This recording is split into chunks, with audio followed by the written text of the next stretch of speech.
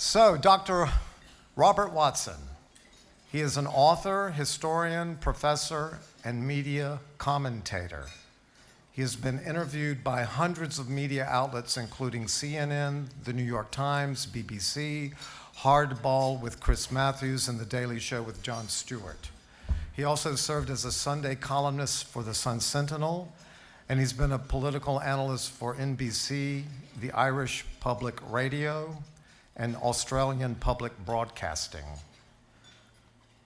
Dr. Watson has also served as a visiting scholar with many historical sites, including the Smithsonian National Museum of American History, George Washington's Mount Vernon, the Illinois Holocaust Museum, the Museum of the American Revolution, West Point, and the Pentagon, and that's just to name a few. His publications include roughly 200 scholarly articles and chapters on topics in politics and history, and 40 books, several of which have won National Book Awards and have been featured at prominent literary festivals and on TV. His newest book, George Washington's Final Battle, will be released on March 1st by Georgetown University Press.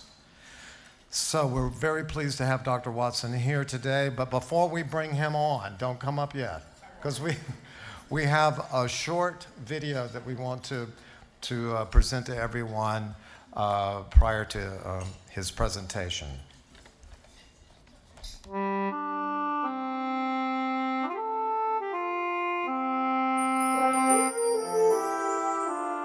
He's the face of our $10 bill, one of our country's most revered founding fathers, and the subject of a multi-award-winning Broadway show that continues to sell out audiences worldwide. But how much do we really know about Alexander Hamilton? Born out of wedlock in the British West Indies around 1755, Hamilton faced great adversity at a young age. He, his brother, and his mother were abandoned by his father when he was just 10 years old. Soon after, Hamilton's mother contracted yellow fever and died, leaving Alexander and his brother orphaned. With such tumultuous beginnings, it's a wonder that Alexander Hamilton grew up to be one of America's most influential leaders, let alone a founding father. A Constitutional Convention delegate, the author of the Federalist Papers, and the United States' first Secretary of the Treasury. How did Alexander Hamilton rise from obscurity? What drove him to join the military and rise through the ranks in the Revolutionary War? Dr. Robert Watson, acclaimed historian, author, political commentator, and community leader, is here to tell Hamilton's story.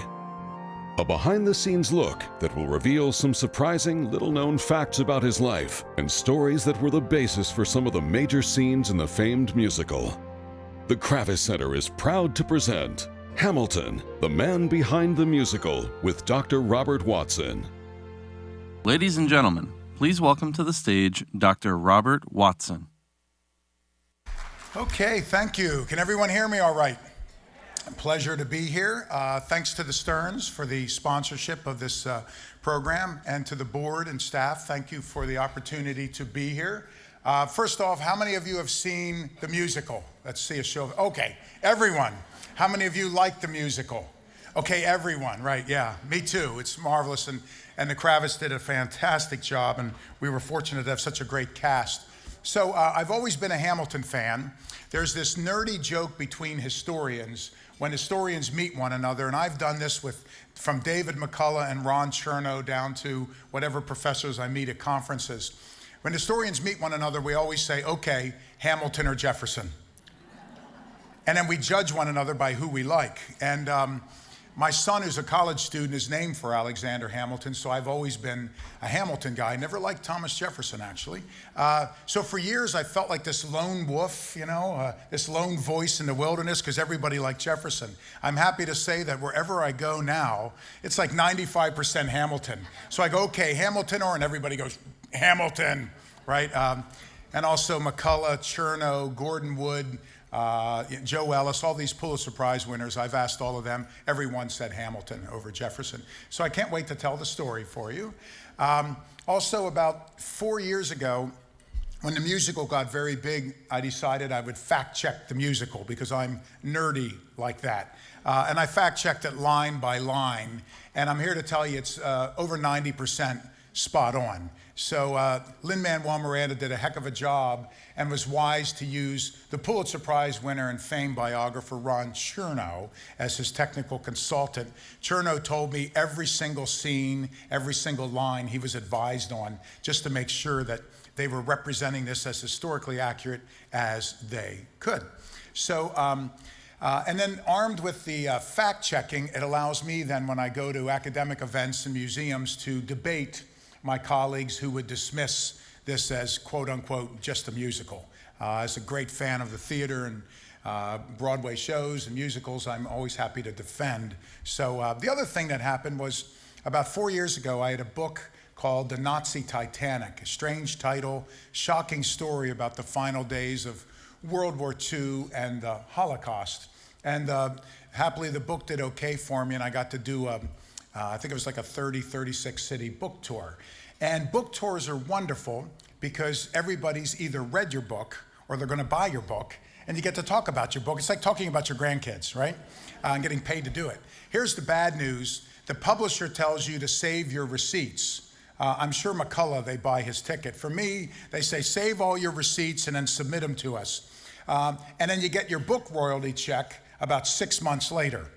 So I remember on about the 8th city, and I'm running my credit card for everything, I called my wife and said, you know, honey, we may go bankrupt because of the success of this book. So I had to get some checks coming in while I was, off work and traveling all over from Toronto to Philadelphia to LA.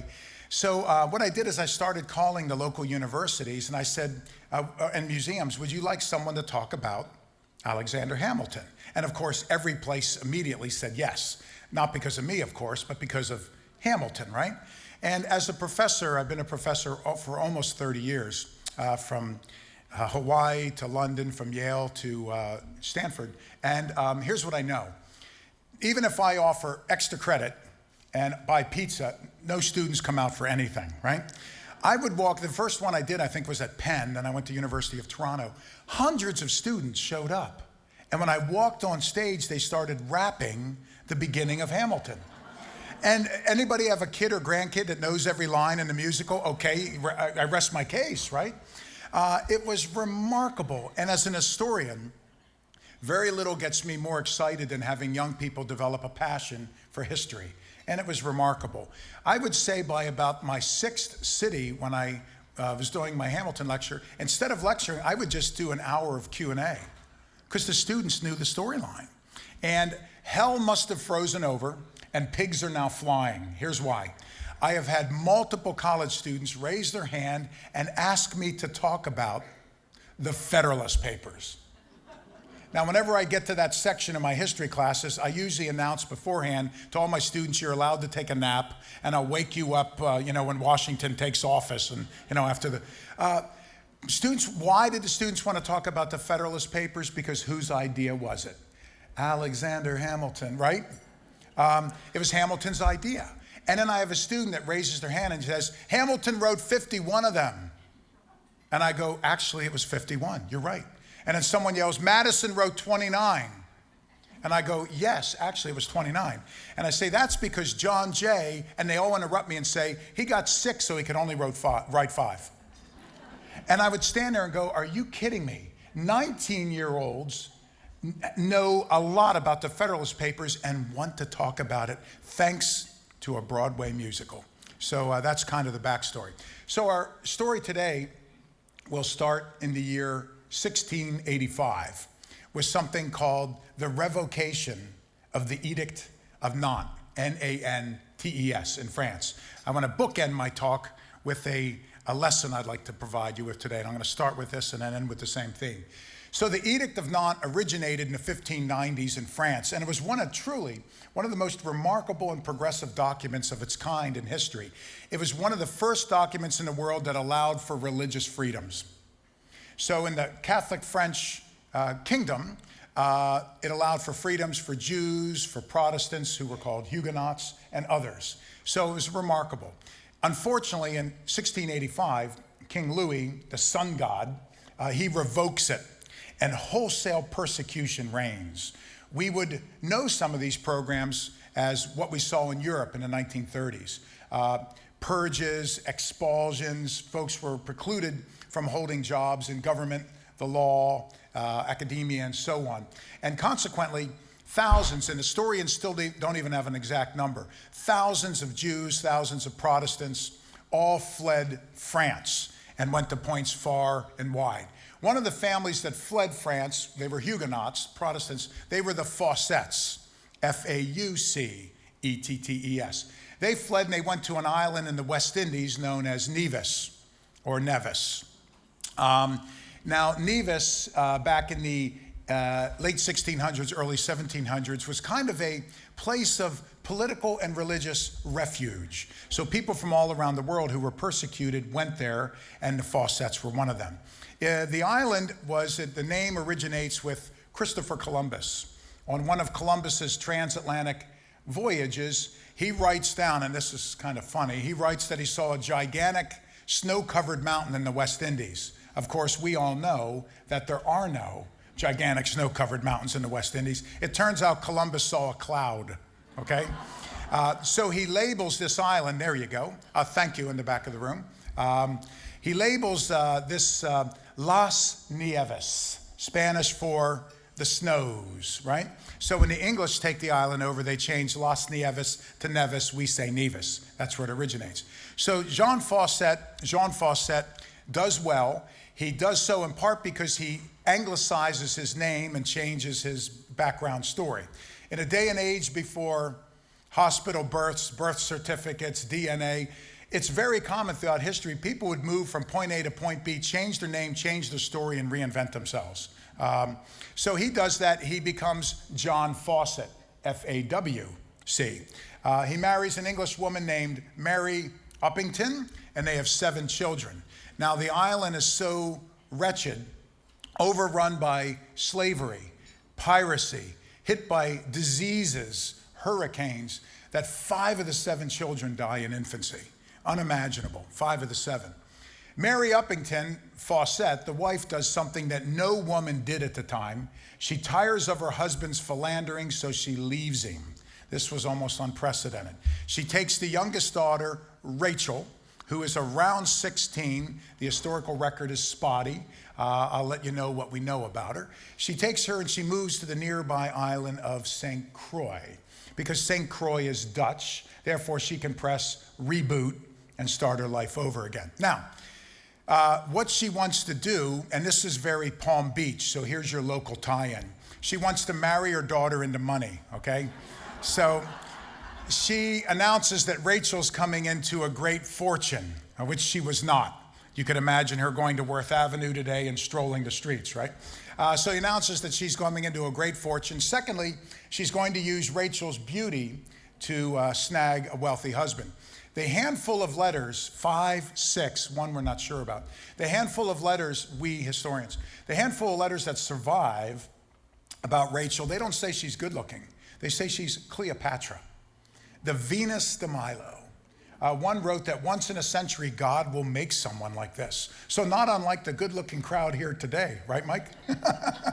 So the mother's going to use Rachel's beauty and this lure of a great fortune she's about to inherit to catch a husband. Around the same time in St. Croix, a Danish-German Jew named Johann Michael Lavienne arrives in the island. Lavienne, Levine. He's Sephardic, right? Levi, from Levi. So Lavienne arrives in the island. He announces that he too is ready to marry, and he too is coming into a great fortune, which was also a fib. So Lavienne tricks Rachel's mom tricks Lavienne. They force the two to get married. Rachel doesn't want to marry Lavienne. Her concern is that he's about twice her age, which is also very Palm Beach. I'm from Boca. I'm allowed to talk.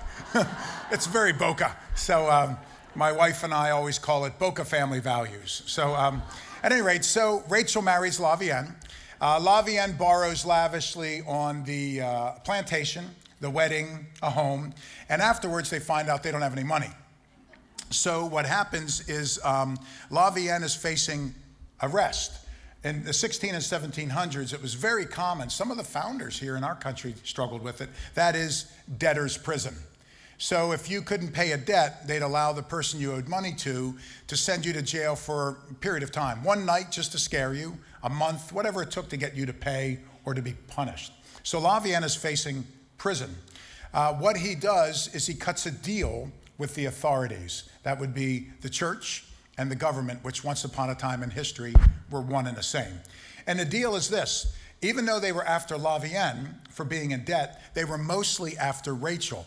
She was accused of being, let us say, since this is the Kravis, let me keep it on the high, she was accused of being a practitioner of the world's oldest occupation. That's not agriculture, okay? She was accused of, quote unquote, in the court documents that survive, multiple acts of whoredom. So the deal, Lavienne takes a plea deal. If he testifies against his wife, he can go free. He does, and he does. So Lavienne takes their newborn son, infant, and skedaddles. Rachel goes to jail. Now, she's about 17. If you have been to St. Croix, the main city there is Christianstad, and there's a magnificent colonial fort there. This is the basement of the fort was the dungeon where Rachel goes. So it's a dungeon. Now, everything I just said, we know. Here's what we don't know, but this is my guess.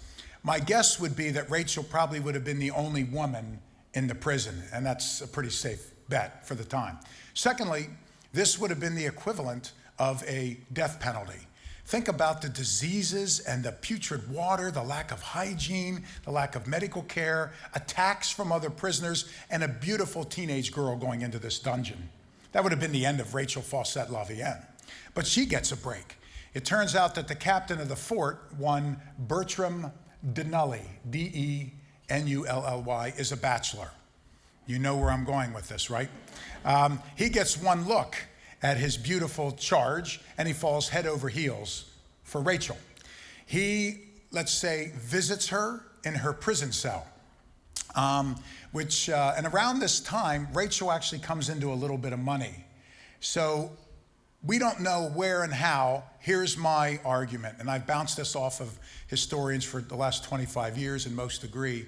I think she was charging Captain Denully for the visits, which would make her an entrepreneur, a capitalist, or as I've said, a desperate woman in an even more sexist time doing what she needed to do to stay alive. I don't judge her. So then she tells Captain Denully, move me out of this prison. I want to be moved into your house. He moves her into his house. Here's how good looking Rachel was. He also moved her mother in, okay? Rachel continues to come into money, so my guess is she's still charging him in the house. Once she has enough money, she says, okay, I'm leaving. And he lets her go free. So she flees Nevis. She presses reboot like her mother had done, and she goes to St. Kitts. Why? She is the most notorious and infamous woman in St. Croix. When people see her in the streets, they throw rotted food on her, they spit on her. Think about it. She was a religious refugee. She married a Jew in an even more anti-Semitic day and age. She was accused of being a prostitute. She sleeps with the warden of the prison to get out of jail. She abandons her husband and child. Today she'd be a Kardashian, basically. So Rachel flees and she goes to St. Kitts, presses reboot. When she's in St. Kitts, a drunk Scot named James, who's down on his luck, arrives in St. Kitts. My guess would be rolls out of the ship hungover. What it is James's family in Scotland, they're not royals, but they're lesser aristocracy. So today, middle to upper class, okay? Lesser aristocracy. The family has a castle, the Grange, in Scotland. The father has a minor title. But all the older sons do well, but James is the youngest son. He gambles, he drinks, he can't hold a job. He embarrasses the family. So the father does what fathers in history always did. They kick their son out of the house. They get an investment for him in St. Kitts and put him on a ship. So we know that James is from Scottish lesser aristocracy. He's down on his luck. He's a drunk. He's irresponsible. But two other bits of information on James. One, everyone says he's the most handsome person they've ever seen. And secondly, when you read descriptions of James, the word we would use today is charismatic. So James arrives in St. Kitts and there's Rachel. It's basically Bradgelina, right? or Richard Burton and Liz Taylor for this audience, okay? Either one. Don't worry, I have to tell my students it's Jay-Z and Beyonce, okay? So, at any rate, so the two of them meet and they shack up. And it's even more scandalous because they're not married. Why? When Lavienne sent Rachel to prison, he didn't divorce her. And back then, women could not legally divorce. So Rachel's now living in sin with a drunk Scott. They're basically kicked out of St. Kitts. So once again, she presses reboot, and they go back to Nevis to start their lives over. When in Nevis, she gets even more scandalous because she has 2 children out of wedlock with this drunk Scott. The oldest is named James for the father, and he would become a drunk and a ne'er-do-well and disappear from the pages of history. And the youngest is Alexander Hamilton. So this is where Hamilton comes from. So Hamilton, he grows up where people throw food at his mother. He grows up where, as they go out in public, everybody talks about them. They are ostracized from society. The mother's accused of everything there is, and they struggle mightily. So this is his upbringing on this 6 by 9 mile island overrun by slavery and piracy. Now, Hamilton's mother immediately realizes that her son is brilliant. He's a genius. The problem is he cannot go to school. We don't know exactly why, but I think the guess is obvious. The mother's occupation, and she had married a Jew, and of course the anti-Semitic nonsense of the day and age. So what the mother does by present-day parlance, she homeschools Hamilton. It turns out that Rachel is an intellectual whore. She speaks 7 languages. She speaks 7 languages. As I wrote in one book, she knew how to say $2 in French, Prussian, Spanish, English, Dutch. So she speaks 7 languages, which helps her with her business with the shipping captains. She imparts all these languages on Hamilton. What we know from the adult Hamilton is he's not only a polymath, he's multilingual. So 7. He would soon pick up an 8th language. More on that in a moment. The other thing she does is she procures the largest library, according to multiple sources, including Hamilton as an adult, the largest library in a 3-island chain of St. Kitts, St. Croix, and Nevis, 38 books. Now that may not sound like the Library of Congress, but back then it's not like you could order them on Amazon, okay, which my students are shocked to hear. And a tropical island without air conditioning or libraries and with parchment not chemically treated and preserved, books would just rot away. So what we know is we know how many books she had, and we know the books that she procured. Plato's Republic, Aristotle's On Politics, John Locke's 2 treatises on government, of which Jefferson had open on his desk during the 17 days that he wrote the Declaration in Philadelphia. Thomas Hobbes's Leviathan. This is what Hamilton is reading at 8 and 9. Those 4 books were about 50% of my PhD comprehensive exams that I struggled with at 25 or 6 or however old I was. Hamilton's reading them as a kid. She had collections of Shakespeare. And one of his favorites, Alexander Pope poetry. Now, Hamilton in the musical, they rap that he had the skill with the quill. Right, everyone? Hamilton was a great writer. As a child, he loved poetry. Hamilton used to publish poems in the newspapers around the West Indies and was a pretty good poet. So I think it's fitting that a very lyrically interesting musical is made about his life when he himself was very poetical. So that's the young Hamilton. Now he gets a break. He gets a break in that he's finally invited to go to, first I should say, where did the mother get all these books? We don't know. Hamilton never wrote about it. The mother's letters did not survive history. So what historians guess, and we don't know, but I'm on board with this one. The mother, we know, did business with the shipping captains.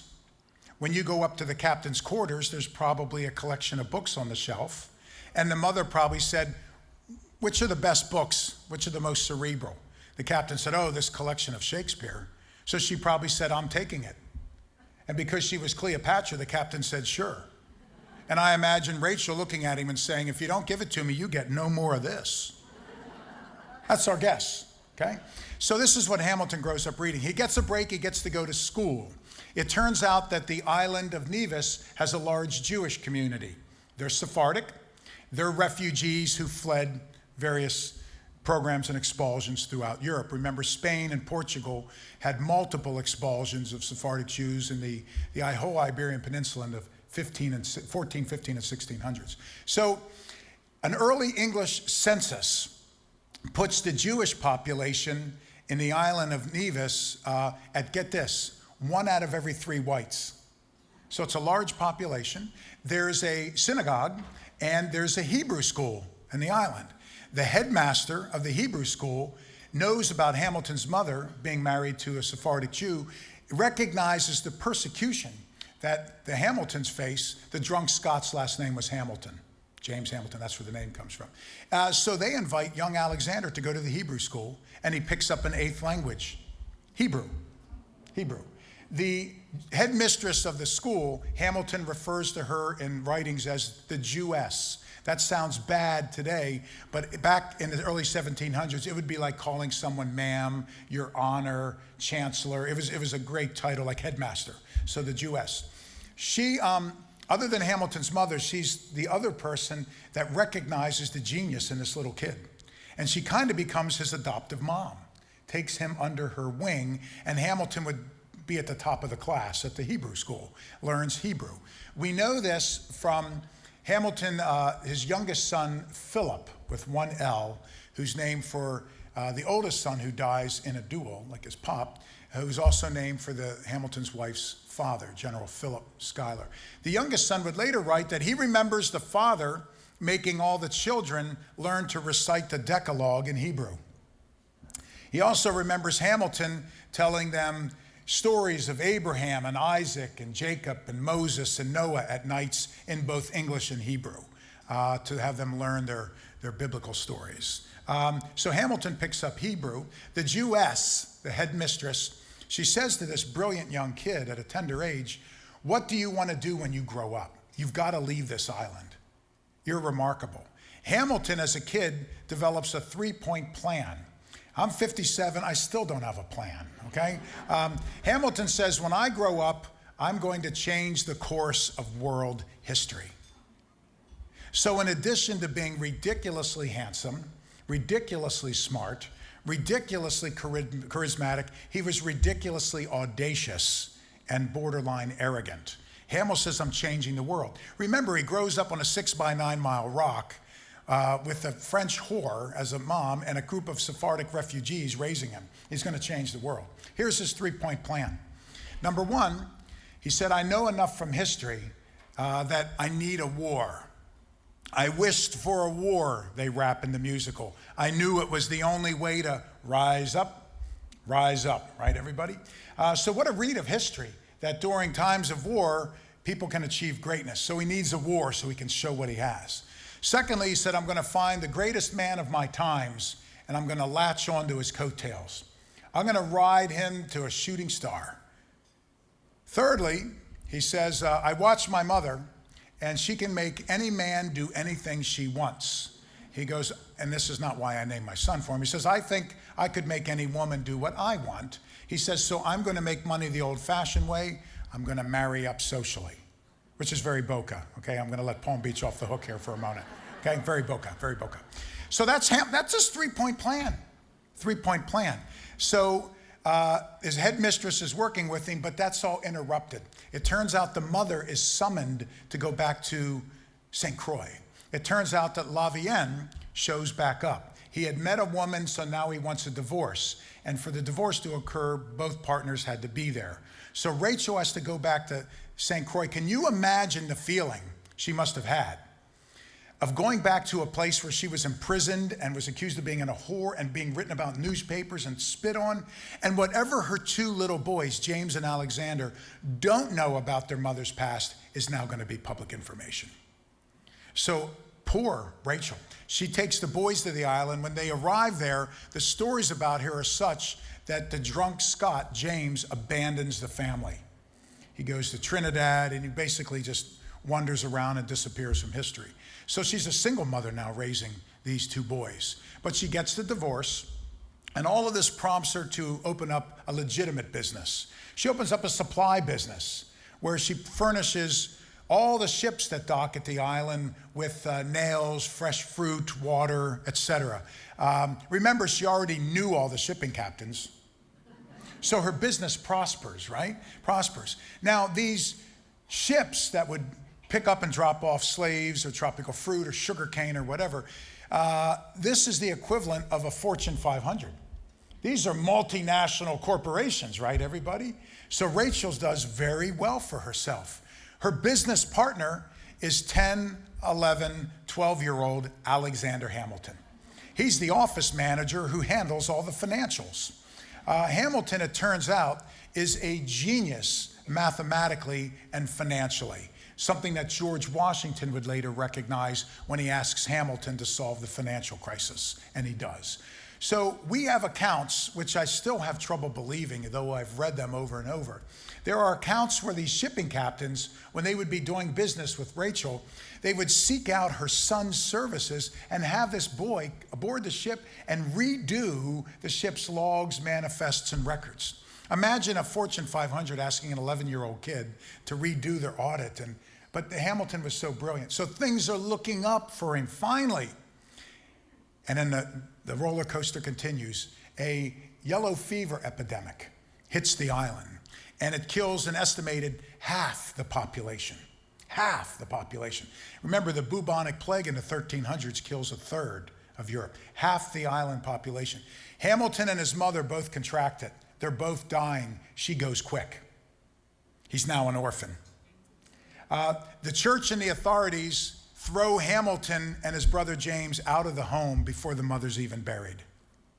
Hamilton has to borrow shoes from the preacher to go to his mother's service. The preacher has a change of heart and won't allow her to have a service or be buried at the church cemetery. So Alexander and James carry their mother's corpse up a hill. They find a tree that has a commanding view of the ocean. They dig a hole, and Alexander presides over his mother's funeral service. We're not exactly how sure he is, how old he is. My guess is about 12. Now he's an orphan. Now on top of that, he's dying of yellow fever. He's shoeless. He's homeless. He's probably eating out of dumpsters. And the island is horrific. My guess is that if you replay history 10 times, that Alexander Hamilton dies 9 of the 10. And I think you'd all agree with me on that. But he gets the break in two forms. One, the Jewish population on the island know about his ties to the synagogue and the headmistress, and his mother being married to Lavienne. So they feed and clothe little Alexander, the charity from the Jewish community. Secondly, there's a big shipping operation in the West Indies called Kruger, with a C, and Beekman, big Dutch shipping company. They knew about Hamilton and his mother's shipping business, so they hire little Alexander as their office manager of Kruger Beekman International Shipping. At 12, 13, and 14, Hamilton's running their office. When he's 14, Kruger and Beekman go back to their New Jersey and New York headquarters and leave Hamilton in charge of their West Indies shipping charter at 14. So things are looking up for the kid. He's writing poetry, he's making money, he lives above the Kruger Beekman business, so he has a roof over his head, and people are now finally leaving him alone. But then a hurricane strikes the island, and the roller coaster continues. It destroys almost every structure. If you take a tour today, as I have, of St. Croix or Nevis, they will show you the Hamilton home. It's not the Hamilton home. It's probably something that looked like it. But we have accounts that it was destroyed, and Kruger and Beekman was destroyed. So now Hamilton's homeless again. However, Kruger, some shipping captains who probably still missed his mother, and the Jewish community, as they wrap in the musical, take up a collection to send him to the mainland. Hamilton's got to leave the island. So they raise money and they send him to the mainland. Before he leaves, however, Hamilton once again puts a quill to parchment, and he writes a poetic account of the hurricane, which is it's written with the hand of a Shakespeare or Pope, yet the eye of a scientist, where he describes the hurricane and the horrors of it. The newspapers in the island use Hamilton's account to, get this, raise money for hurricane relief in the islands. The article that little Hamilton writes is published from London to New York City, and he becomes a minor celebrity. And I think it's a delicious irony that Lin-Manuel Miranda would take his musical to Puerto Rico for hurricane relief, when 2 centuries earlier, Hamilton's poem was raising money for relief in the islands. So Hamilton goes to New Jersey. And one of the first people he meets in New Jersey, there he is in the musical, Coming to America, that's Burr standing beside him. One of the first people Hamilton meets in New Jersey is Aaron Burr, okay? And Aaron Burr just finished at Princeton. And Hamilton is bookish and is nerdy about his learning. He says, I'm going to Princeton. So Hamilton goes to Princeton, and in typical Hamilton audacity, he demands to meet the president of the college, even though he is this shoeless orphan son of a whore from a 6x9 mile rock, as they rap in the musical. By the way, the opening line in the musical comes from a quote from John Adams. So Hamilton says, I need to meet with the president, and they say, Hamilton gets into a fight with university officials, and he knocks out one of the vice presidents. They throw him out of the campus. This is believed to be the first image of little Alexander. You can see the profile should be recognizable to all of you from the $10 bill. And you can see that this is the son of Brad Pitt and Angelina Jolie, basically, right? So that's the first one we see of little Hamilton. So Hamilton is angry that he's thrown out of Princeton, so he leaves New Jersey and moves to the greatest city in the world, New York City. And he arrives around the time of the Boston Tea Party. So he's immersed in revolutionary politics. And one of the first people he meets in New York City is another immigrant, an Irish tailor named Hercules Mulligan, who's in the musical.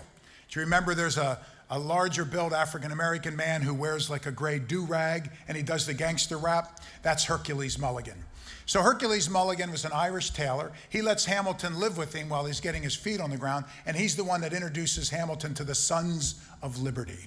He also tells Hamilton that there's a really nice school in New York City, you ought to take a look at it, called King's College, which is today known as Columbia.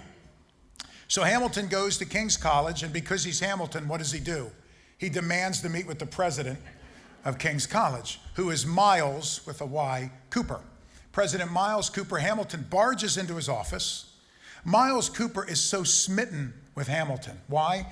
He said it's the smartest person he's ever met, the most charismatic, the best looking, the most cocky, the most audacious. Hamilton's unforgettable. He offers Hamilton to go to King's for free. Now, I'm paying about $60 grand a year for my son to go to American University. A free and full ride to Columbia sounds pretty good to this dad. So that's Hamilton. What does Hamilton do at King's? It would be easier to give you a lecture on what he does not do. So in the 1770s, with the revolutionary fervor building, oratory and pamphleteering were high arts. Everybody's heard of Patrick Henry or Thomas Paine, right? There was not much to do. We didn't have the Kravis Theater back then. So people would kick over a soapbox, hang a lantern in a tree, and everybody would gather around, hear ye, and they would give orations for 1 and 2 hours. That was the thing to do. Or you'd write a pamphlet, a one-page, they called it a broadside, with your political views, and then you'd nail it to a pub door.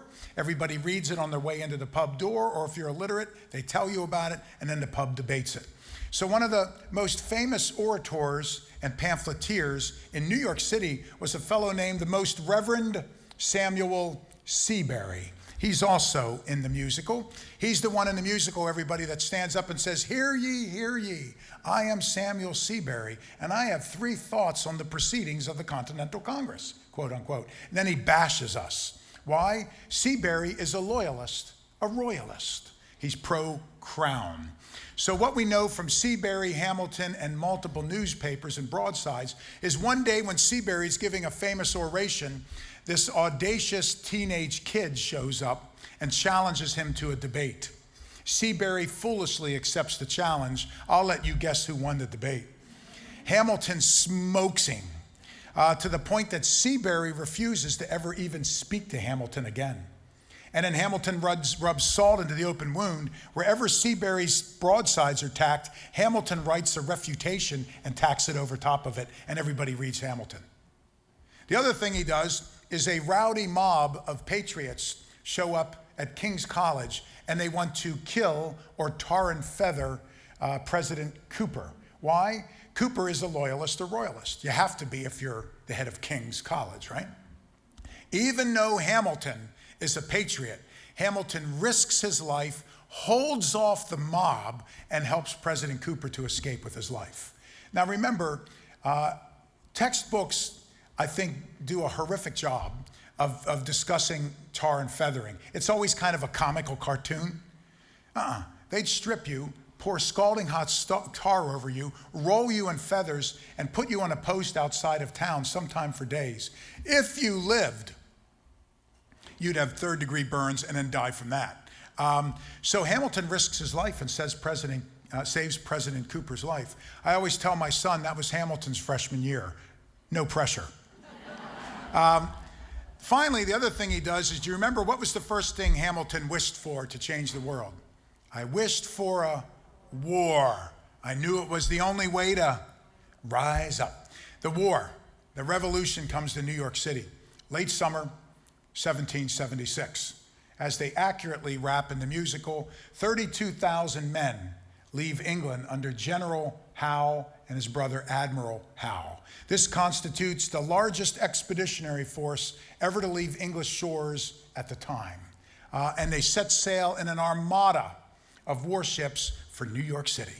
Sailing with them is something that strikes fear into the hearts of every American, and that is Hessian mercenaries. These are the Germanic soldiers of fortune, the biggest, most feared warriors on earth. And they are led by a man who is this Dracula kind of image. His name was Colonel Johann Gottlieb Rall, R-A-L-L. He's known as the Hessian Lion. He strikes fear because he's unbeatable, and he doesn't take prisoners. He tortures everybody he captures in medieval ways before personally dispatching them. So he's got 9,000 Hessians. This is what is sailing for New York City. George Washington races his army to New York City and digs in. Trenches, picket lines, earthworks, like a mound. And he's trying to defend New York City. Unfortunately, there's a large royalist population who simply sail out in their pleasure craft and fishing boats, and they inform the British Armada where George is and where he's not. So he left segments unprotected. He couldn't, he only had 10,000 men. And the British hit him, and they hit him hard. And at the Battle of Brooklyn, which everybody's heard of, AKA the Battle of Brooklyn Heights, AKA the Battle of Long Island, okay? I'll translate for the locals while I'm here. So Washington is annihilated by Howe. His army is pushed back against the river, and at the 11th hour, when Washington is facing death or total annihilation, Howe, foolishly, but thank God, calls a halt. We'll finish him in the morning. I guess he had to have tea, right? Sort of like Hitler, foolishly, but thank God, ordered a halt at Dunkirk, everyone, right? Had they continued, history would be radically, unrecognizably different and worse. So at night, what George Washington does, who's tricky, George is always sneaky, he lights fires. So the British, Howe thinks he's in camp. Then he gets a Marblehead, Massachusetts fisherman named John Glover to steal, if you go to Marblehead today, streets and schools are named for him properly. They steal boats, and Washington's entire army sneaks across the river to Manhattan. Washington is the last man to leave Brooklyn. Why? Because he's George Washington, right? Howe arrives in the morning, and there's embers, and dead, cooling fireplaces.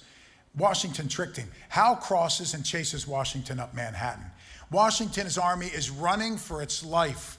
They're leaving the wounded behind, wagons behind, artillery behind. They're running for their lives. Howe chases Washington all the way to White Plains, where he hits him at White Plains. George realizes it's only a matter of time before he's done. His army is being cut by 1,000 men with almost every day or week. So Washington tricks Howe. He's going north. He says, I'm going to swing around and go south. So Washington races the whole way through New Jersey.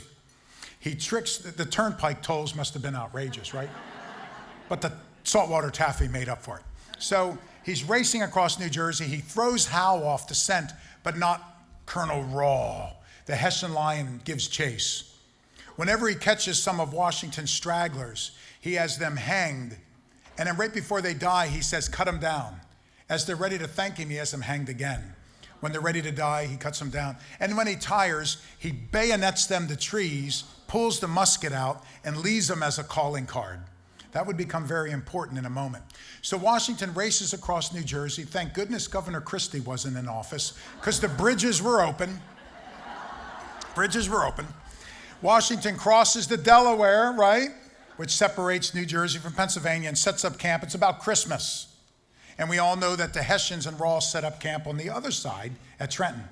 Washington's army, get this, down to 2,400 men, half of which either lack muskets, shoes, or are too weak and sick to fight. The war is basically over. The only good news from the New York campaign is all of Washington's officers are saying, have you heard of this teenage kid named Hamilton? It turns out Hamilton's in class, and he hears the artillery, so he runs out of class with a couple of friends, gets Hercules Mulligan, and they run down to the battery, everybody, at the foot of Manhattan. And a flotilla of warships is coming ashore and bombing New York. Hamilton runs, and he goes over an artillery embankment, and he kills the British with his bare hands, turns the cannons around, figures out in his head how to fire it and launch it and aim it, and he and a couple of teenage boys are firing 2 or 3 cannons at the British. Obviously, with tens of thousands of British coming ashore and thousands of artillery pieces, the boys have to run. As they're running away, Hercules Mulligan tells Hamilton he left the musket balls and powder back at the battery. Hamilton tells everyone to run, and in a suicidal mission, he runs back to pick everything up. As artillery is exploding around him, musket balls are whizzing by him, he races back unhit and rejoins his friends. They want to link up with Washington, so they cross New Jersey, and what do they see all the way across New Jersey? Bodies hanging to trees, so they know where Washington went. They join Washington in camp on the other side of the Delaware River. Now, Washington has an idea. You never fight in the winter. Armies used to say, time out, we'll see you in the spring. But he's going to hit the Hessians on Christmas night. The Hessians will be drunk, hungover, celebrating, sound asleep. So Washington recrosses the Delaware, and you all know the story from 4th grade. He gets Colonel Glover to steal boats again. And joining them for this mission is a little kid named Hamilton, this teenager. Washington crosses, there's some some Hessian outposts where they have sentries on guard. Washington needs someone to go and kill the sentries. Okay, Hamilton, you do it. Hamilton kills the sentries. Washington then says, I need someone to steal some Hessian artillery quietly, turn them around, we're going to blow the doors down, and then my army's going to attack. Okay, Hamilton, he mans the artillery. They hit the Hessians, catch them asleep, catch them by surprise, annihilate the Hessians, and kill the Hessian lion. And one of the heroes of this great campaign is this teenage kid. So fresh off the victory there, Washington wants to press his advantage. January 3, 1777, he hits the British and Howe at Princeton. Now, there's no way our ragtag band of poorly trained blacksmiths and ill-equipped farmers can handle the British. So Washington says, I need someone to volunteer for a suicide charge while we outflank. Okay, Hamilton.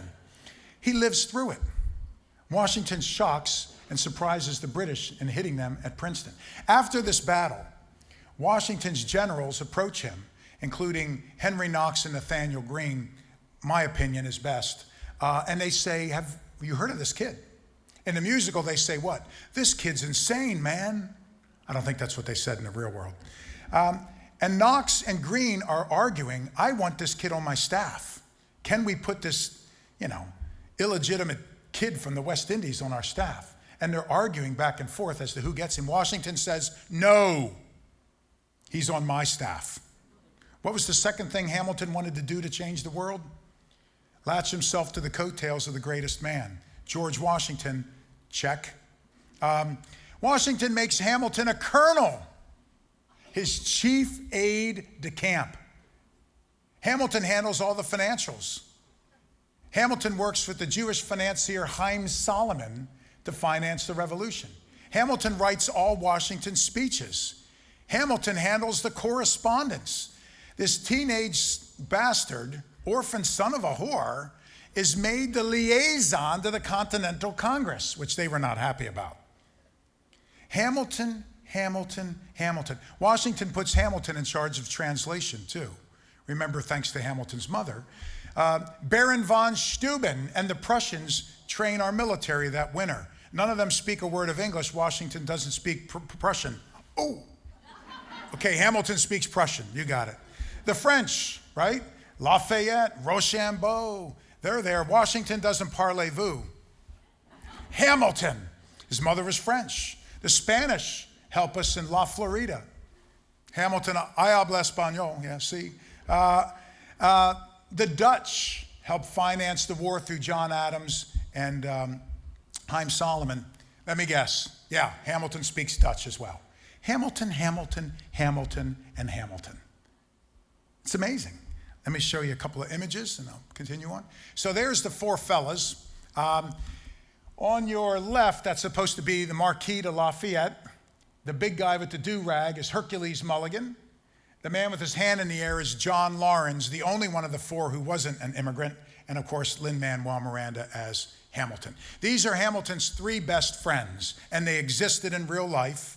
And in the Broadway musical, they depict them very accurately as brave, brilliant, damn near suicidal on the battlefield, honorable, but as they rap non-stop with the ladies, which was also true. So these four boys, Washington, who never has children of his own, his wife, Martha Dandridge Custis, would have 4 children from her first marriage. All 4 would die. George, like fathers at the time, longed for a son, never got it. Hamilton would be his son. They were the proper age apart. He always called Hamilton, my son. Hamilton called Washington the father, because he's the father of everything. Washington called these 4 boys, quote unquote, my military family. These were his boys. So these are Hamilton's buddies, 3 of the 4 immigrants, and they're just remarkable. They helped to win the war. Here they are in real life.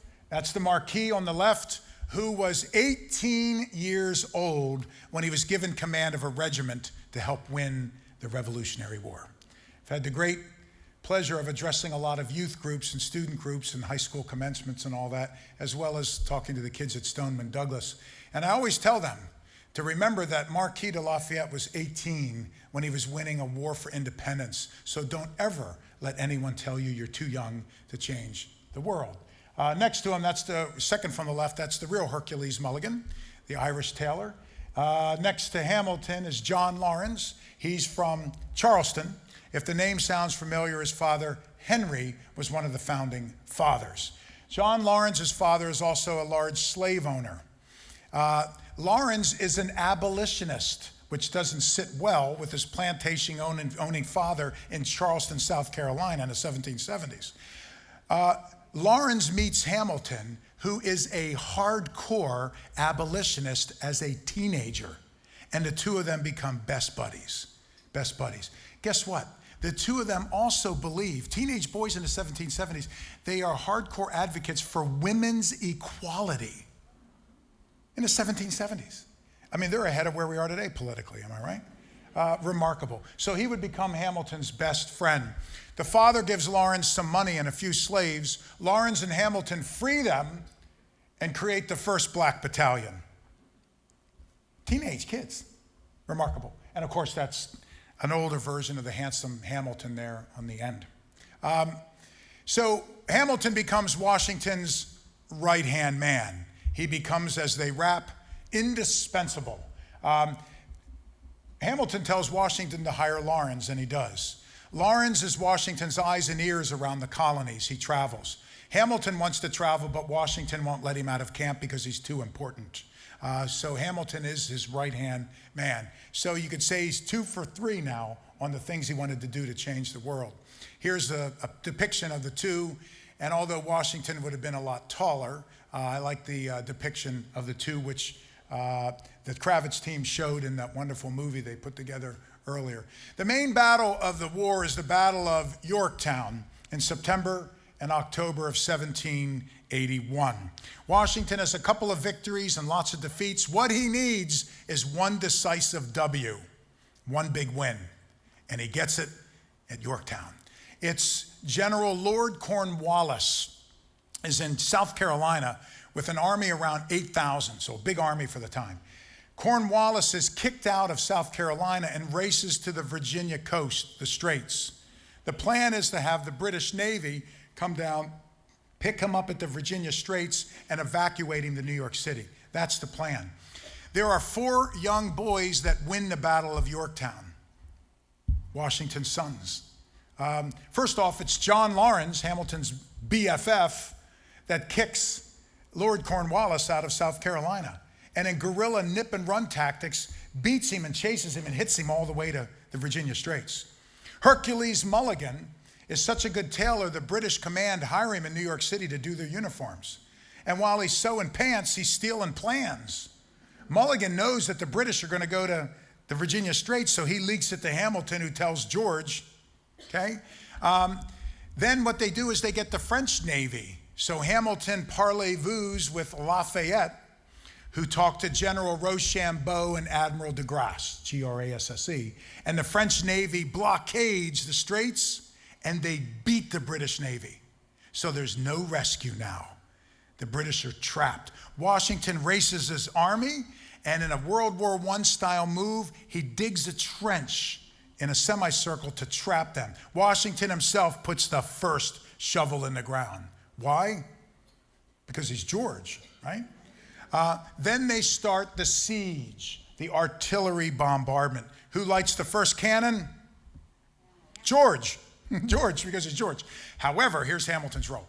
So they're bombing the British, and each night after they hit them, they dig the trench closer. So it's only a matter of time.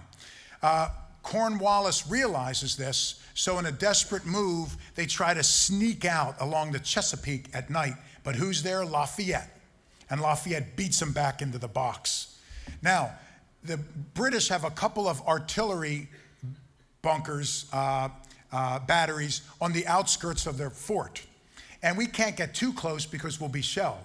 So the plan is, once we get close enough, we need someone to suicidally charge the artillery batteries at night, no bullets in your guns. And in the musical, they say, take the bullets out the gun, take the bullets out the gun. We move undercover and we move as one. We blah, blah, blah, blah. So who volunteers, of course, of course, Hamilton. So at night, Hamilton goes over the artillery batteries and with his bare hands and sword kills the British. And for a second time, turns the batteries around and at point blank range fires them into the camp. Cornwallis surrenders. And we get the big W. And thousands of prisoners. Now, Cornwallis will not surrender to Washington. If Stephen beats me in battle, we're both gentlemen. So what I do is I present him with my sword, and then we parlay, in other words, parlez-vous in French, and we create terms. And because we're gentlemen, you'll give me good terms. We'll open up a bottle of champagne, and then my army will march out, and our band will play a song, and I live. Cornwallis won't do it because he does not consider Washington to be a gentleman or worthy of being on the same battlefield, even though George just beat him. Cornwallis sends his second in command, who will not present his sword to George. He goes to General Rochambeau, who says no. Mais non. Impossible, right? He sends him to Washington. Washington won't accept the sword. Makes his second in command, Benjamin Lincoln, take the sword. Then Washington tells Cornwallis's number 2, you have Cornwallis come out and see me like a gentleman, and I will conduct favorable terms. If not, I'm opening up the artillery. Cornwallis must come out. Now, when he comes out, he orders his band to play a popular drinking song called The World Turned Upside Down. When I was fact-checking the musical 4 years ago, I darn near fell out of my seat. The music that Lin-Manuel Miranda picked for the surrender is The World Turned Upside Down. I can play music and read music, so I checked it out. It's the same melody. And I thought to myself, there's probably 5 historians or so who are so helplessly nerdy that they would know that. But this is the kind of accuracy that one finds, and that's the musical. And of course, the great line in the musical when Washington's boys line up in front of him when they won at Yorktown, they look at George and in unison they say what? Immigrants, we get the job done. And half the audience goes wild and half the audience leaves whenever they hear that. So that's the Battle of Yorktown. Let's move to a close. Here's the actual surrender. You can see Lafayette, Hamilton, Washington towering over everyone. He's a big fella.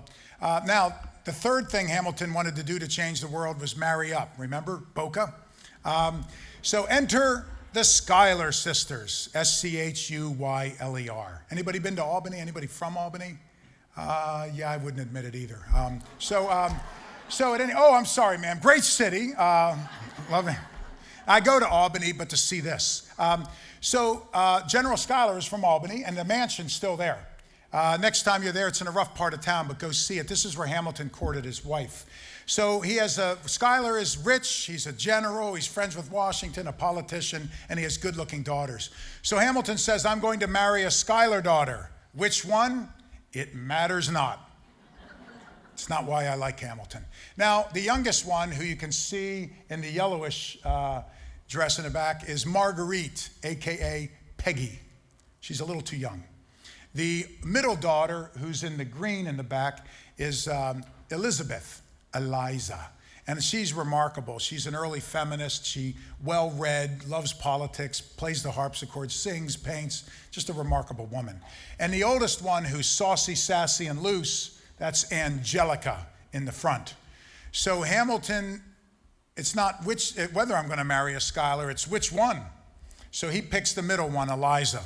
And despite his philandering, they appear to have had an otherwise solid marriage. Why? We don't know. My guess is he respected her as an equal. He nurtured her interest in politics. He applauded her literary pursuits. And where is a woman going to find a man in the 1770s who believes in women's equality, the right to vote, and everything else? Hamilton probably has an affair with Angelica for the rest of their lives. The musical suggests it. We don't know one way or another. I've read their letters. And even though I don't smoke, I had to light a cigarette. I even lit a candle and had poured some wine for the reading of the letters. This is good historical. Put a little cologne on.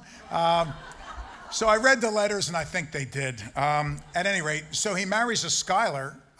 There she is in real life, Eliza. So a remarkable-looking woman. It was said that women should not play chess. 1, it doesn't make them ladylike or attractive to men. 2, women are not intelligent enough to understand the strategy. This is the mindset back then, and today in some circles. Ben Franklin teaches the Schuyler girls how to play chess. So if Ben Franklin thinks they're sharp, they're sharp. I'm a big Ben fan. So the cabinet, so let's move to a close. George Washington becomes our first president, and Washington, I think, as you heard Mike say, my new book is on George, and there's many great lessons from George, and I love him, but here's one of the things. George knew that he wasn't that smart. George surrounded himself with the best of the best of the best, and he did not give them permission to disagree with him. He demanded that they disagree with him, and he listened. He brings in Hamilton, who is way over there politically, and Jefferson, who's way over there politically. Hamilton would be a liberal Democrat today, Jefferson a conservative Republican today, and puts them along with Knox and Randolph, the best of the best in his cabinet. Now, the problem is these two debate all the time and fight all the time. Jefferson is old money, Hamilton's new. Jefferson's from the South, Hamilton moves to the North. Jefferson's a large slave owner, Hamilton's an abolitionist. Jefferson's unbelievably sexist, Hamilton believes in women's equality. Jefferson's shy and retiring, Hamilton is loud and in your face. Jefferson wants less government, Hamilton wants more. I mean, these guys just don't see eye to eye. And they fight constantly. The problem for Jefferson was whenever they fought, who did George agree with? My son, you know. So Jefferson quits. And that creates a crazy scenario in the election of 1800, which is the most wild election in history. And then I'll end this guy. So the election of 1800 is between Jefferson and Adams, a clash of the titans. High quality candidates like today's election, right? Jefferson, Adams, Sanders, Trump, you know. Jefferson beats, and that's all that I will say about that, okay? Jefferson beats Adams, but there's a snafu with this thing called the Electoral College, if you can imagine. Jefferson actually ties with his would-be vice president, but back then they didn't run together. They ran separately, and every elector got 2 votes, sort of like Chicago, when you vote early, vote often back in the day. Unlike Palm Beach County, where our votes aren't counted, right? So 2 votes, and everybody voted their 1 vote for Jefferson, their other vote for Burr, his would-be Veep, and they tie 73 to 73. Jefferson says it's no big deal that we tied because I'm supposed to be the president. Burr, being Burr, says, wait a minute, I'd rather be president, and he challenges him. So they have to have a revote. The whole month of November, they revote, and everyone's a tie. The whole month of December, January, February, for 4 months, they had ties. Now remember, people were riding around on horses trying to find one another and cast a vote. Someone then rides to Philadelphia and they count the votes, it's a tie. Everybody has to ride back to Massachusetts and Georgia, find everyone again, get together, have another vote, ride to Philadelphia, it's another tie. It was 4 months of a Monty Python skit. After 35 tied ballots for 4 months, we're in a full-blown constitutional crisis. No one will break the tie. Why? Because the politics of 1800, the first election with political parties, was just like today. Hyper-partisan, gridlocked, vicious, and dysfunctional.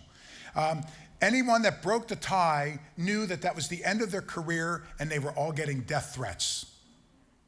George Washington died on December 14, 1799, and without George, we had no one that would stand up and break the tie. On the 36th ballot, guess who breaks the tie? Hamilton. Now here's his problem. He has 2 enemies, Jefferson and Burr. Talk about fire or frying pan. Don't you say it's always the lesser of 2 evils in elections? I always say the evil of 2 lessers is what we usually have these things. So they have to break the tie. Now, Hamilton shocks everyone. He gives his support to Jefferson. He announces that even though Jefferson's my enemy, unlike Burr, at least Jefferson is sane. And Jefferson has beliefs. Burr has none.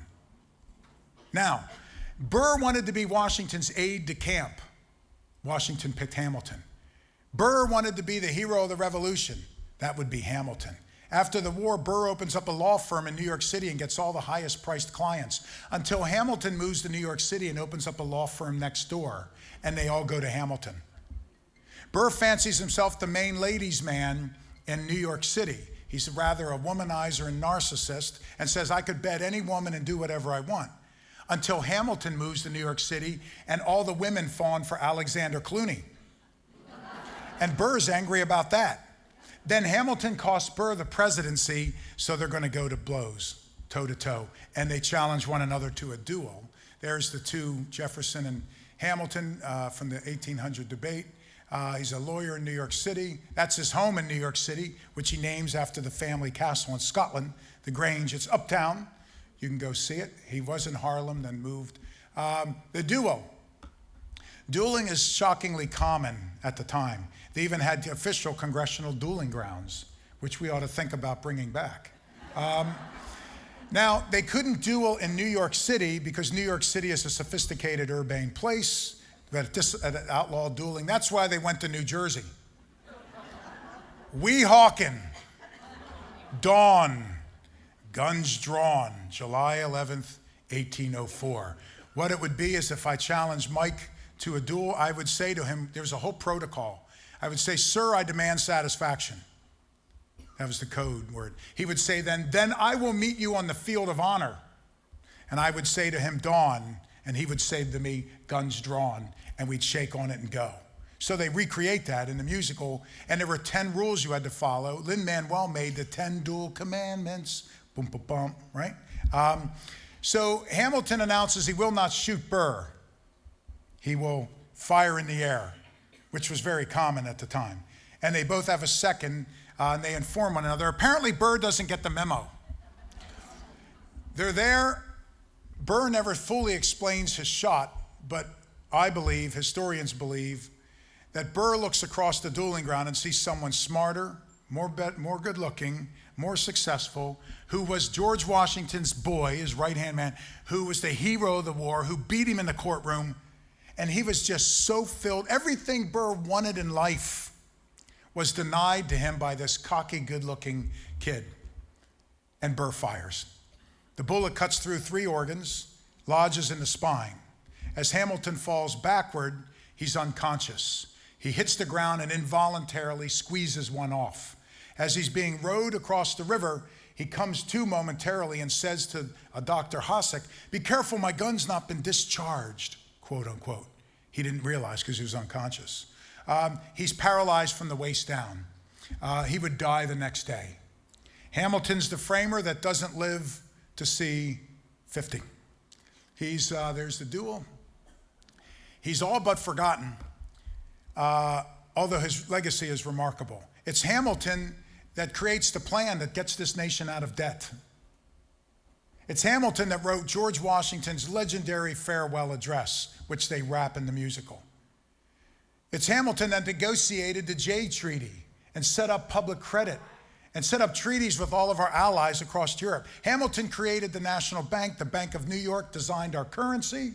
Hamilton founded the Coast Guard. Hamilton founded the New York Post, which used to be a real paper.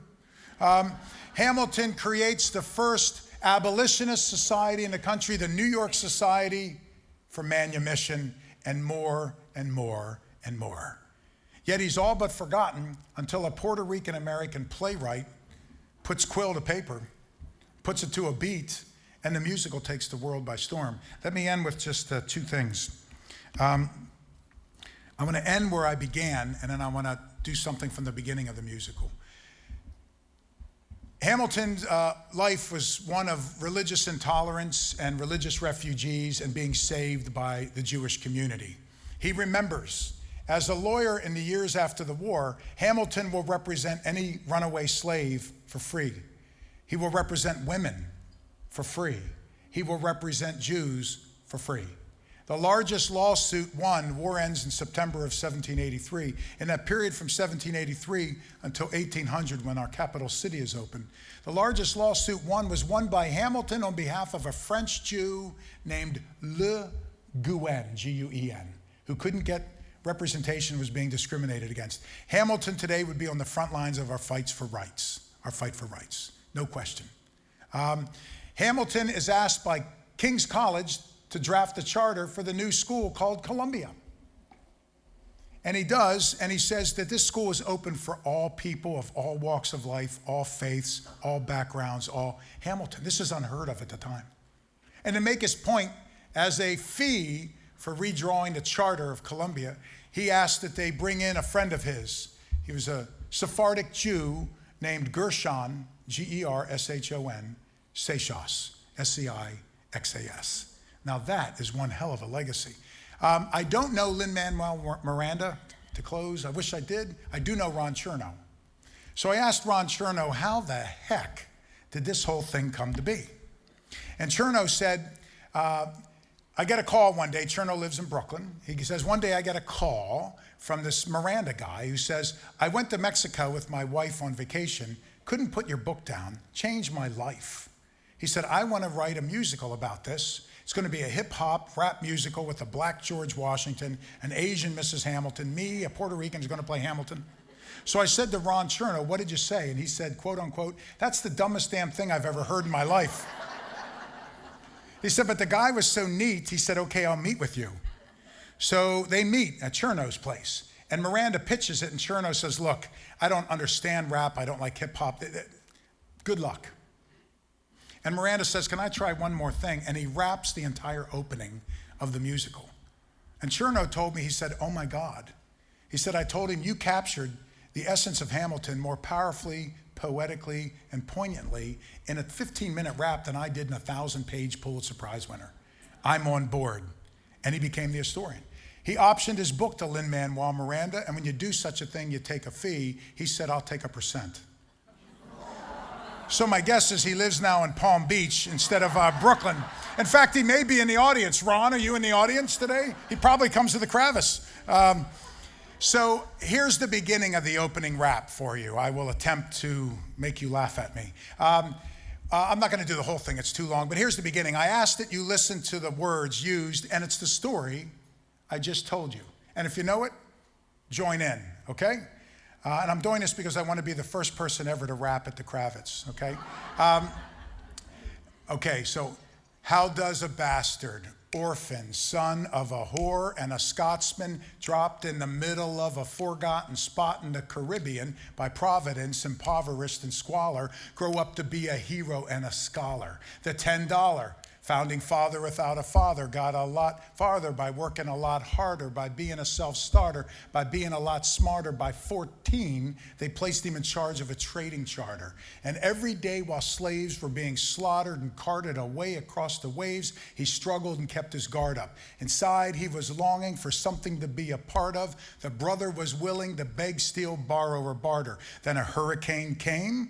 Devastation reigned. Our man saw his future dripping down the drain, put a pencil to his temple, connected it to his brain, and he wrote his first refrain, a testament of his pain. And the word got around. They said, this kid's insane, man. They took up a collection to send him to the mainland. Go get your education. Don't forget from whence you came, and the world's gonna know your name. What's your name, man? He comes on and says what? My name is Alexander Hamilton, right? My name is Alexander Hamilton, but there's a million things I haven't done, but just you wait, just you wait. And then it goes on from there. So, thank you.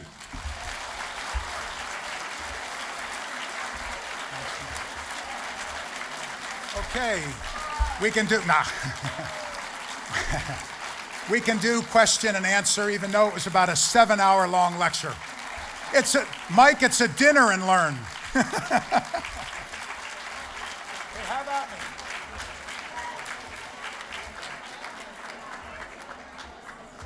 Let's take am I on here? Not on? Okay, am I on? Okay, let's take a handful of quick questions, and if you have to go, sure, it was trying to give you your money's worth. I'll repeat the questions out loud. We'll go 1, 2, and 3. Yes, and then we'll call it. She said something about the lecture being amazing and great, something like that. I might be paraphrasing. Anyway.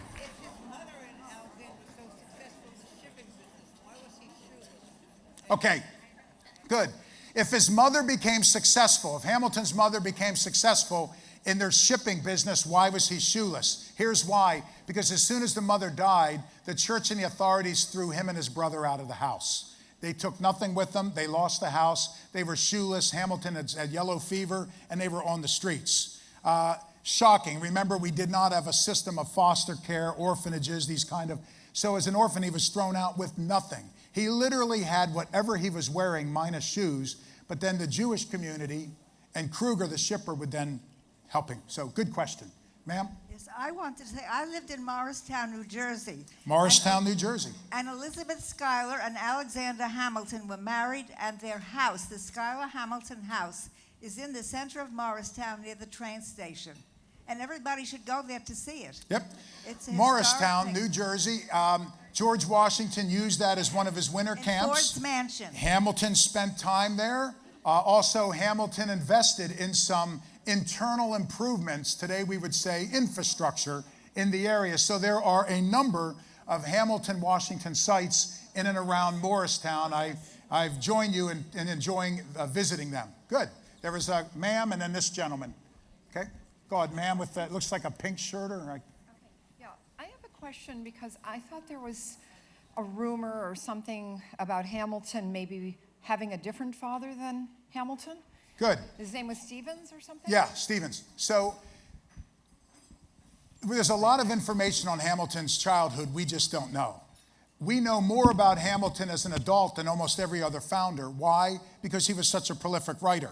In the musical, they rap saying he was writing like he was running out of time. I can write my way up. I can write my way out. And he wrote and wrote and wrote and wrote. Washington, when he first came into office, Washington was dealing with the Native American treaty, and he wasn't sure the protocol of advise and consent from the Senate, which means in a timely manner they must confirm or ratify. So he asks Hamilton to write an opinion. Hamilton produces like a 30-page opinion overnight by dipping a quill in ink. Hamilton comes up with the whole basis of liberal views of the Constitution, implied powers. He does it in one night. So we know a lot about Hamilton the adult, but what Hamilton the child, it's missing. In part because the hurricane destroys everything in the island, in part because Hamilton's embarrassed by his upbringing, in part because John Adams, even though I like Adams, and other founders said that Hamilton was black, Hamilton was illegitimate, and they teased him all the time. So we don't know. There was a man on the island who had a son who was Hamilton's age, and they were playmates, and everybody said they looked like twins. They were indistinguishable from one another. The man on the island, along with every other man alive at the time, had a thing for Hamilton's mother. So we don't know. The answer is maybe, maybe not. We just don't know. And I can't even wager because there's everything we know about issue I just said. So we're you know, unless if somebody finds some new papers, we'll probably not know. This gentleman. You're worth every penny. Thank you. Good. And it was about, what, $5? I think it was $4.99, right? They come in today? I've heard over the years that Washington visited Nevis before Hamilton was born. He could be his father. And the second part of that, could DNA from their bones prove it or disprove it? Okay, good.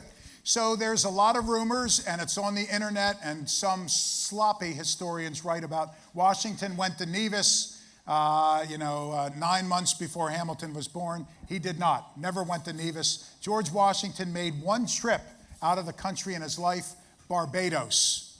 And he was about 18 or 19 when he went to Barbados. He went with his older half-brother, Lawrence, who was dying of tuberculosis. And a doctor recommended R&R.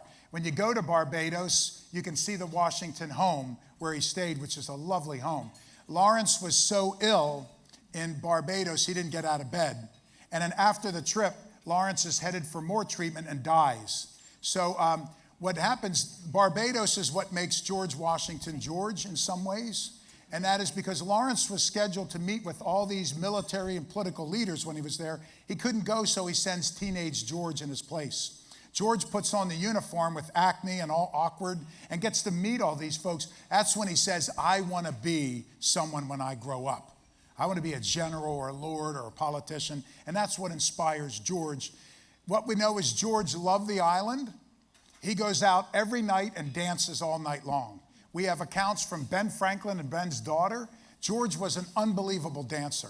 Women would queue up in long lines to dance with George.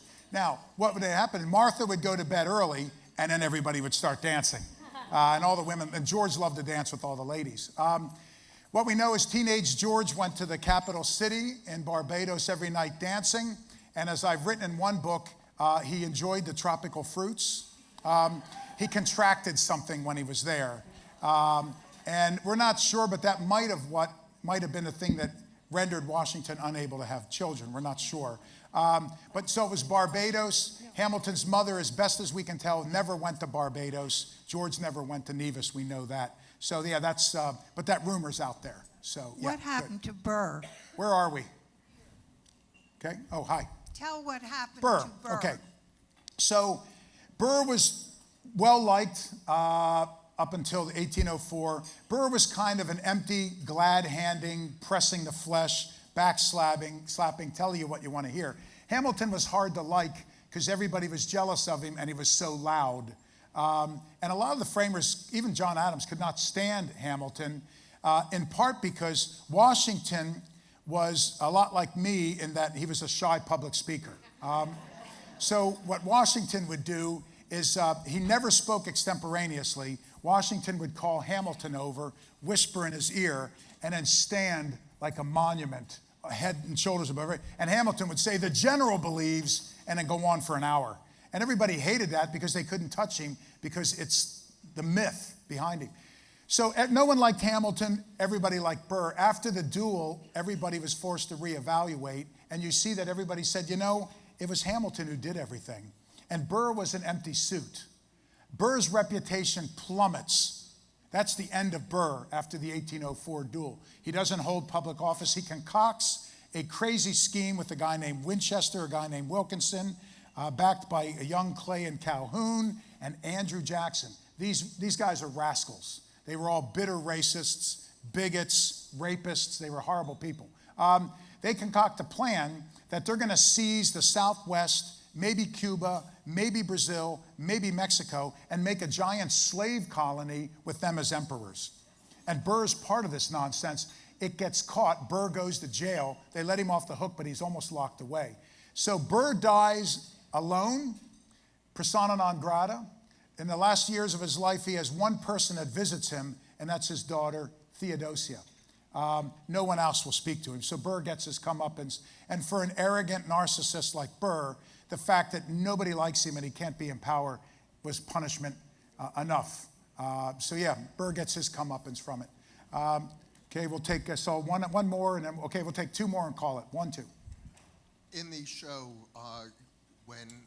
when George Washington takes office, Hamilton says, state Secretary or Treasury or State. Yes. Treasury or State. How does that come about? Okay, good. So it was obvious from the beginning that Washington would have Hamilton in his cabinet. Hamilton was his right-hand man. And again, please don't misconstrue, I'm an incredible George Washington fan. I think second to Ben Franklin only in terms of the greatest American ever to live. But George needed Hamilton. There wouldn't have been a George without a Hamilton. So there was no way Hamilton wouldn't be a part of it. The musical just makes that scene up. That's one of the handful of inaccuracies in the musical.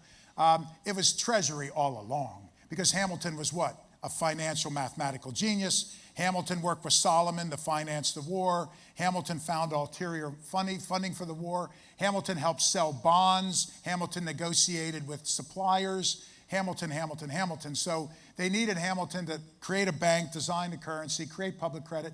And here's the kicker. Hamilton's debt plan worked, everyone. We got out of debt. The person that opposed it the most, badmouthed it, rallied votes to kill it was Jefferson. When the Hamilton debt plan worked, Jefferson claimed all the credit for it. And then Hamilton's killed. Jefferson writes brilliantly and is beloved, so everybody gives Jefferson the credit. Now we're beginning to realize it was actually Hamilton that did it. All Jefferson did was spend years trying to torpedo it, and then afterwards claim all the credit for it. Jefferson was known to, wrote brilliantly, and there's no question that the Declaration is one of the most remarkable things ever written. Those of you that are Jefferson fans, let me say that. But Jefferson had a poisonous pen. What he would do a lot of times, he left behind hundreds and hundreds and hundreds of letters, so they're really, really helpful for historians, but we have to read them, with a grain of salt. Because what he would sometimes do is he would change the date on his letters. So if I'm writing to Mike, telling him, let's say it's 1799, and I say, my God, we have to really do something about this. This debt plan will really work. And then James Madison should be Secretary of State later on because what Jefferson would do is he'd write the letter well afterward, write what should happen, and then put an old date on it. So we read him today and we go, my God, this guy even knew the lottery numbers, right? So what I would do when I write on Jefferson is I call some of the Jefferson historians and I say, is this the real Jefferson or is it 2.0? And they always go, I don't know, what do you think? And I go, I don't know, what do you think? So whenever I write about Jefferson, I almost always use the words appears, perhaps, maybe. But Jefferson did claim credit, even though he tried to torpedo it. Last question I saw over here. Yes?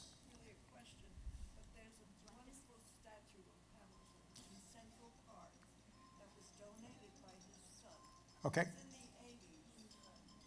So there's statues of Hamilton. Yeah, there's one at Columbia, there's one in Central Park, there's one in Chicago, so there's several Hamilton, there's one in upstate New York, Paterson, New Jersey, so there's several Hamilton statues. Hamilton, the question was about the statue and it donated by his son. I'll close with this. Hamilton and his wife Eliza had 8 children. The oldest, Philip, is killed in a duel, which they show in the Broadway musical, and they do it accurately. Here's another one when I almost fell out of my chair.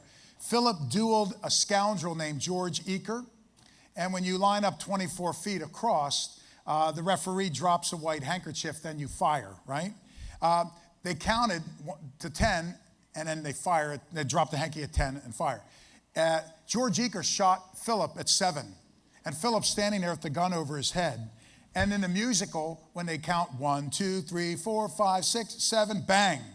And when I first heard it, I went, oh my God, they even got the number right because, you know, Lin-Manuel Miranda used Ron Chernow, who's one of the greatest biographers living. The oldest daughter loses her brother and her favorite brother and her dad back to back. She loses it. The other 6 kids live and have children. So there's Hamilton descendants running around today. My guess would be a lot of illegitimate ones too, would be my guess. But there's descendants running around today, and the Hamilton line continues, and he's staying on the $10 bill. And thank you so much for the opportunity to come and talk about it. Thank you.